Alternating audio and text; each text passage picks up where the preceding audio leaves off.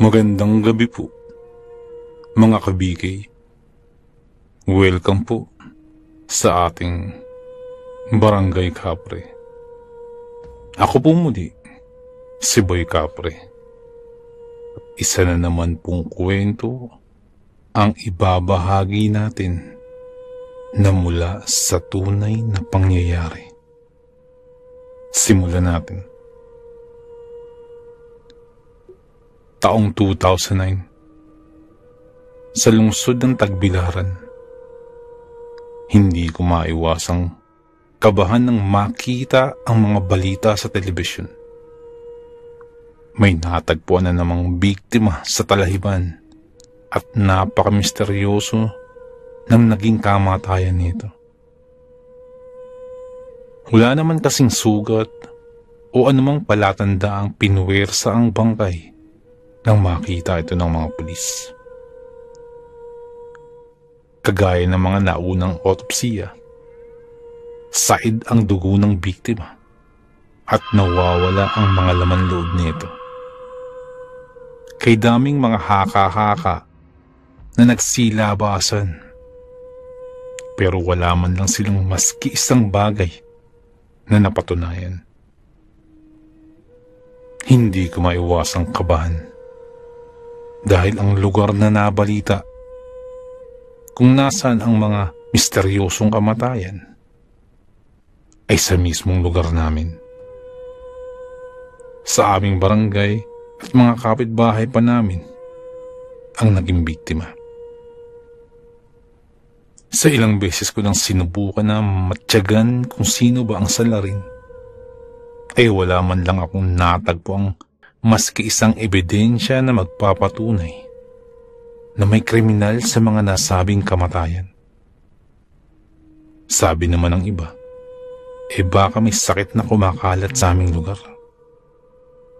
Baka daw, ibinibintang lang sa amin ang nangyayari mga krimen sa isang bagay, pero maaaring sakit daw pala yun na dahan-dahan ng kumakalat sa aming lugar. Hindi naman ako naniwala na sakit ang lumalaganap niyan, dahil mahirap ipaliwanag ang malabulang pagkawala ng mga laman loob, lalo pa yung dugo, nang wala man lang nalilikhang sugat. Sa lahat ng mga pinaka-interesadong bagay na narinig ko ay ang salaysay ni Aling Aida. Ayon kay Aling Aida, kagagawan ng mga aswang ang mga nangyayaring patayan sa aming lugar. Pero ang mga aswang na ito ay hindi lang basta halimo. Sila ay isang klase ng matataas na uri ng aswang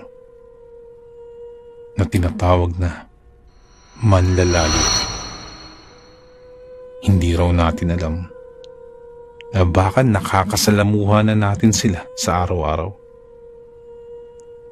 Ginagawa nila ang mga bagay na ginagawa din ng mga normal na tao. At higit sa lahat, pumapasok sila sa simbahan na hindi man lamang nasisilaw o nanghihina. Mahilig silang manlinlang ng kanilang mga biktima, makikipagkaibigan at dadalhin ang kanilang napupusuan sa lugar kung saan kaya na nila itong patayin nang wala man lang kahit sino ang makakaalam. Maliban sa gawaing iyon, madalas din silang mag-abang sa madilim na kalsada. Natataong 6:00 ng gabi at nasaan yung aswang, pero hugis tao pa rin. Kadalasan ay lalaki ang kanilang nagiging biktima at nagpapakita silang magulo ang buhok at marungis ang muka na parang taong grasa. Kapag nagkunwari silang lalapit sa iyo, ay hindi mo raw ito mapapansin, lalo na yung paghaba ng mga kuko nito. at pagpapakawala ng nakaririmarim ng ngiti bago pagagapangin ang kanyang mahahaba at magulong buhok na animoy may sariling isip para sugurin ang biktima. Meron din itong nakahihindig na malasinulid na dilang kayang pumatay sa isang iglap. Yung nagsisilbing sumisip-sip sa dugo kapag nasukol na ang nagpupumiglas na biktima. Manghang-mangha ako sa paliwanag ng ginang na kung ikukumpara ang aswang sa ibang krimen na itinuturong dahilan ng pagkamatay ng mga tao, ay mas kapanipaniwala pa.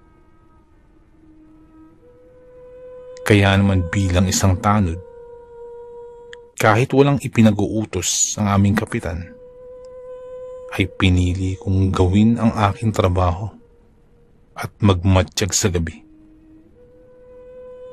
Magtatago lang naman ako sa dilim at hindi magpapakita para makuhanan ko talaga ng ebidensya kung sino man yung kriminal na naghahasik ng lagim sa aming lugar. Napili ko ang tulay na pagtatambayan at sa malalagong kahoy sa may dulo ako nagtago. 6:00 na nun at sa ganitong oras ko natatansyang dumarating ang manlalayog. Kaagad na ipinuwesto ko ang aking sarili habang mahigpit na hawak ang aking pamalo na siyang daladala ko nung gabing yun. Naghihintay-hintay ako hanggang sa may makita akong estudyante. Kumakanta-kanta pa ito habang naglalakad pa uwi. May suot itong headset at sumasabay ang ulo sa saliw ng awitin. Hinayaan ko lang na dumaan ang estudyante dahil mukha namang matino ito. Lang saglit lang, may sumunod sa babaeng estudyante. Isang ginang na sa tansya ko ay nasa edad 40. Nakasuot ng abuhing duster at walang suklay-suklay ang mahaba at magulo nitong buhok. Mukhang palaboy ang nasabing ginang, kaya pinagmasdan ko lang ito. Habang ang estudyante naman ay nakahinto sa isang tabi at hawak ang cellphone. Mukhang may katatagpuin pa yata itong estudyante at sigurado akong nobya ng babae ang kanyang hinihintay. Ang babaeng palaboy naman ay nagpatuloy sa paglalakad hanggang sa mapalapit siya sa estudyante. Pagkalapit ay ngumisi ito na ikinaatras ng dalaga. Saka biglang humalakhak ng walang tigil. Mukhang baliw pa yata ang ginang at mukhang may sayad sa pag-iisip. Binantayan ko sila sa takot na baka bigla na lang daluhungin ng ginang ang estudyante. Nakatayo lamang ito habang pinagmamasdan ang estudyante. Ang estudyante na may tila napatulala na lang. Hindi nga ako nagkamali at basta na lang tumilapo ng estudyante ng sakmalin nito ng ginang at hiyagis sa di kalayuan. Nagimbal ako sa nakita at nakaramdam ng takot. Parang biglang naduwag ako lumabas.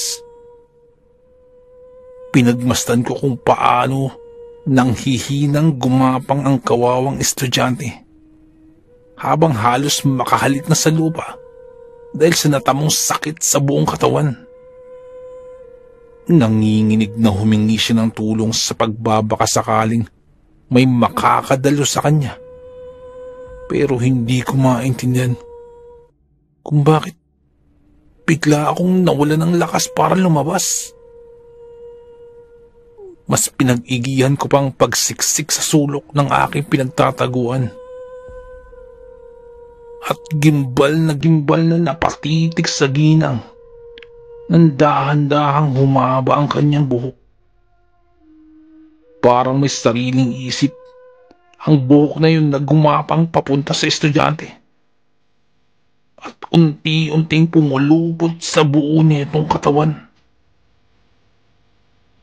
Pilit nagpumigas ang estudyante. Pero humalakhak lang ang ginang. At dun ko pa lamang napagtanto na isa pala itong aswang. Sa isang iglap ay basta na lang nagbago ang anyo nito. Ang kanyang nakakawang itsura kanina ay naging mabagsik. At napalitan ito ng mapupula at nanlilisik na mga mata.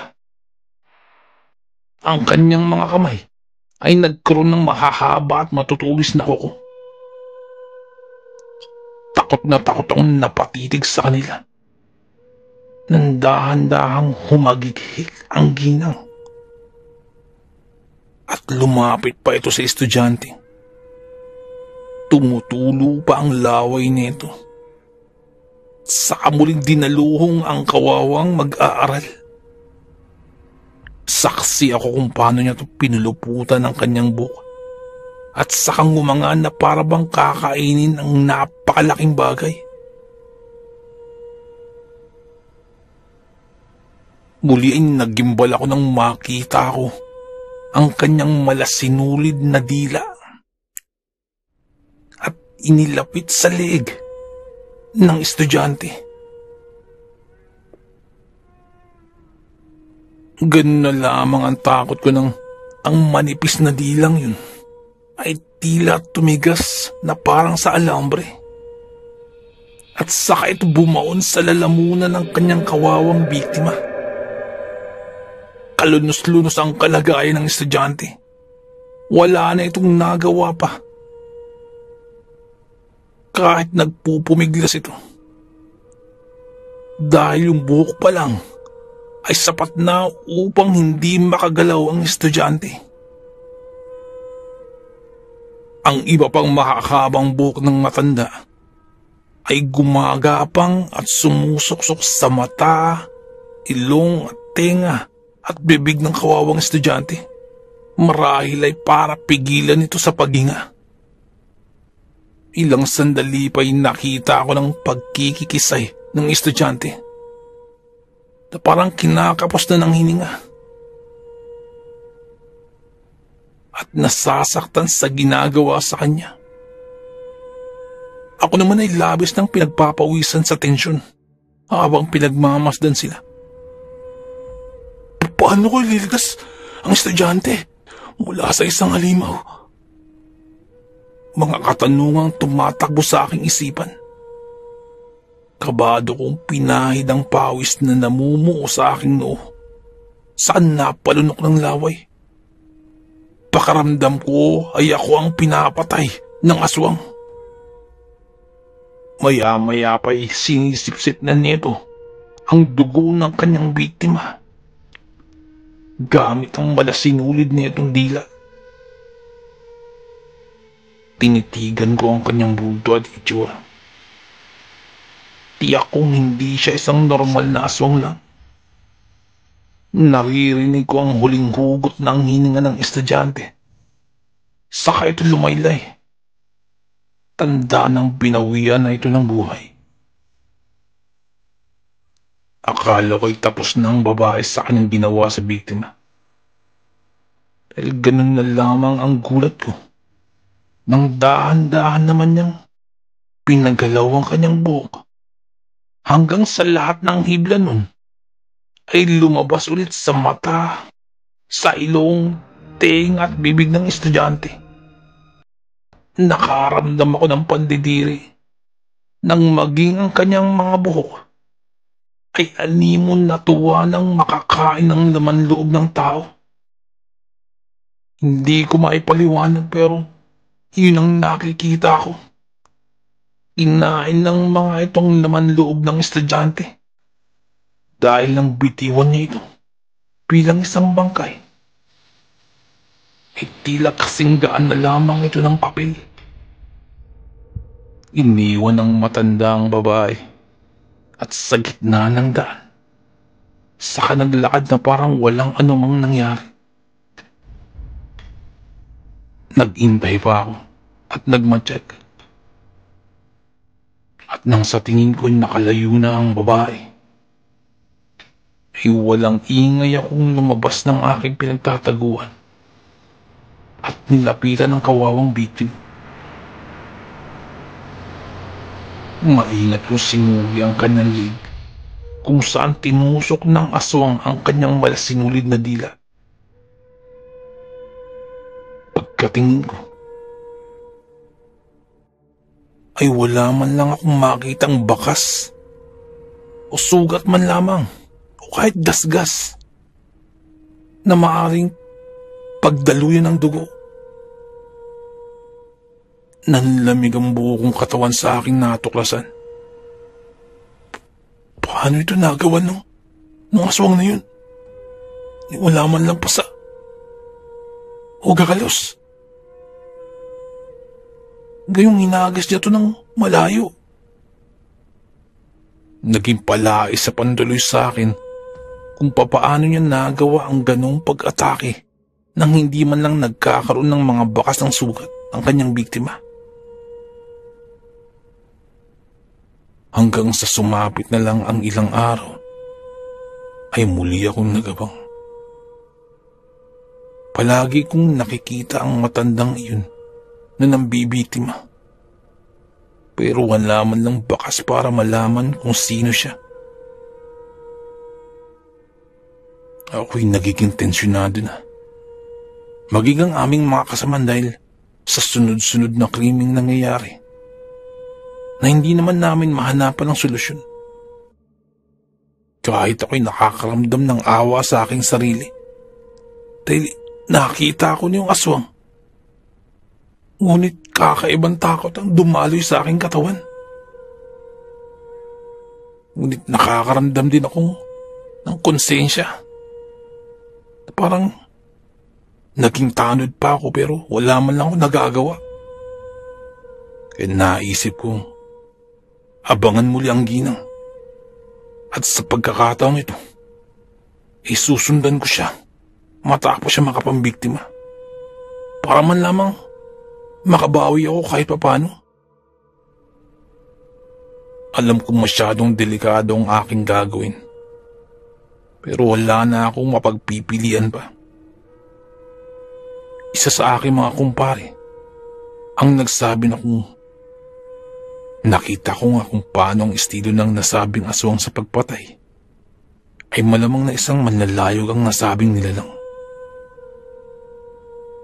Ang aswang na ito ay nag-aabang bandang 6:00 ng hapon hanggang sa tuluyan ng lumalim ang gabi. Mailap ito at mapagmatsyag sa paligid. Kaya naman kailangan maging handa, oras na, makasagupa ng isang kagaya nun. Pinakadelikadong panlaban nito sa kanyang biktima ay ang kanyang buhok. May pagkahuwig ito sa aswang na kubot. At may pagkamabangis din ang nasabing nilalang.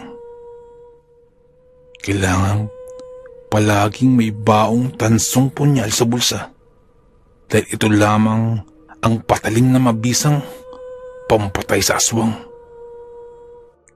Inihanda ko ang mga bagay na yun at inabangan ulit ang aswang.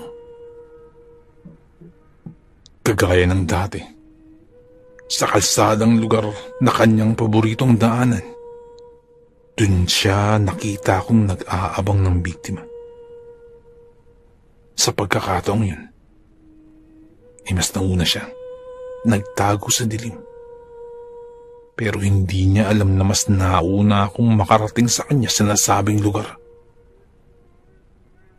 Kung di lamang talaga nauunahan ako ng pagkaduwag, siguro inasupil ko na siya. Dati pa. Maya-maya pa, isang lasinggo ang kanyang nabiktima sa pagkakataong yun.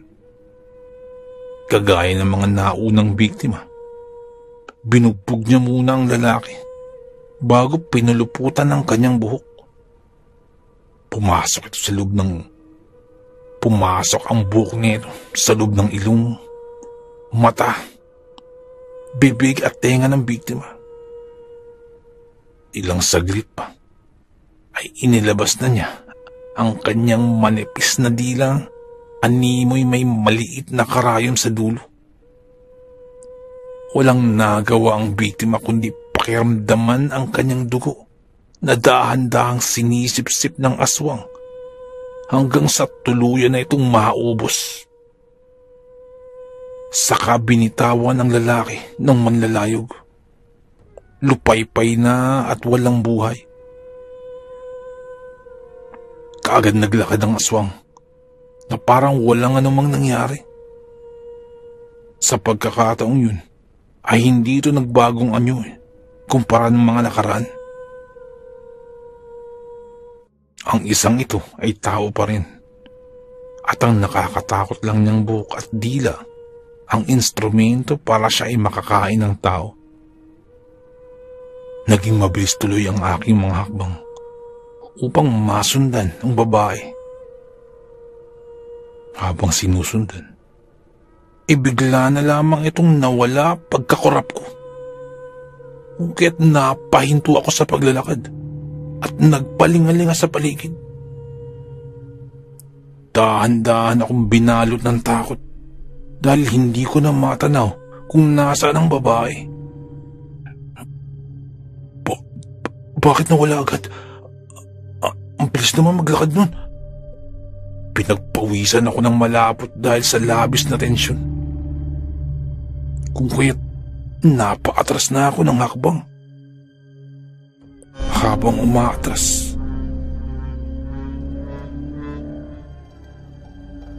ganun na lamang ang sinda ko ng aking nadama.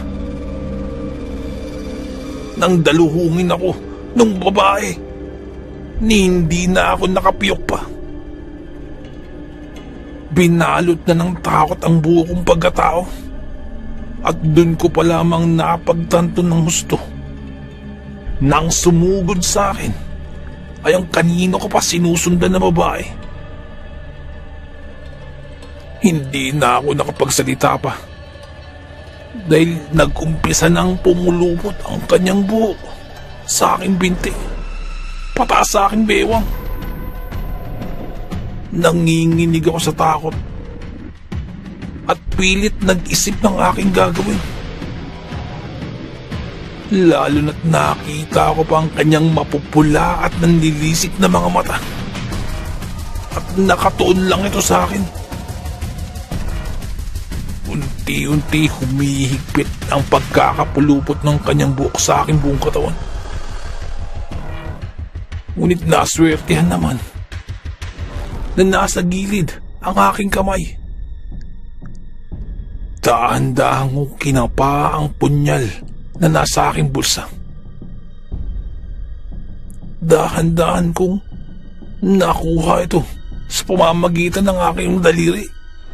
At dahil hindi pa niya nagagapos ang aking mga kamay,